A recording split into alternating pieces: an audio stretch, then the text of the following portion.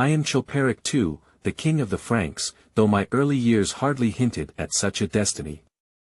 Born in obscurity as Daniel, I was raised in the confines of a monastery, my royal lineage a faint whisper of the past. Yet, fate has a peculiar way of unraveling itself, and the course of my life was forever altered by the shifting tides of power and ambition.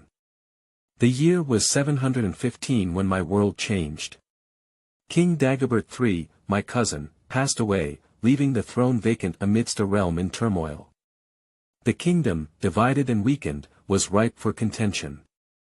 It was then that I was plucked from the cloistered halls of my monastic life and thrust into the whirlwind of Frankish politics. Ragenfrid, the mayor of the palace in Neustria, sought a puppet king to legitimize his rule. I became that king, crowned as Chilperic II. Yet, though I wore the crown, the true power lay in the hands of others. My reign began amidst chaos. Charles Martel, the ambitious and cunning mayor of the palace in Austrasia, emerged as a formidable rival. He sought to consolidate power, challenging my authority and the ambitions of Ragenfrid. In 716, our forces clashed at the Battle of Amblev. Despite our numbers, we were defeated, and the grip of my reign began to loosen. Yet, I persevered. I was more than a pawn, more than a mere figurehead. I believed in the unity of the Frankish kingdom, in the strength that could be harnessed if the fractures of our realm were healed. My alliances shifted, I negotiated, pleaded, and fought to maintain my position.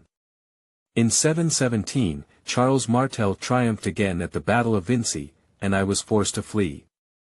I sought refuge with Duke Eudo of Aquitaine, whose own ambitions aligned with mine, if only temporarily. By 719, the tides turned once more. Charles Martel extended an olive branch, and we reached a compromise. Though my power was diminished, I retained the title of king, a symbolic ruler over a realm increasingly dominated by the shrewd and relentless Charles. I became a unifying figure for the Frankish people, my presence a reminder of a lineage that traced back to Clovis and the founding of our kingdom. The later years of my reign were marked by a fragile peace. I watched as Charles fortified the kingdom, preparing it for challenges that lay ahead. I knew my time was limited, my health waned, and the burdens of kingship weighed heavily upon me. In 721, my journey came to an end. I passed into history, leaving behind a legacy shaped as much by my resilience as by the powerful figures who defined my reign. I am Chilperic II, a king who lived in the shadows of mightier men yet sought to preserve the spirit of a fractured realm. My story is one of survival and adaptation in an age where the sword dictated the future and alliances shaped the destiny of kings.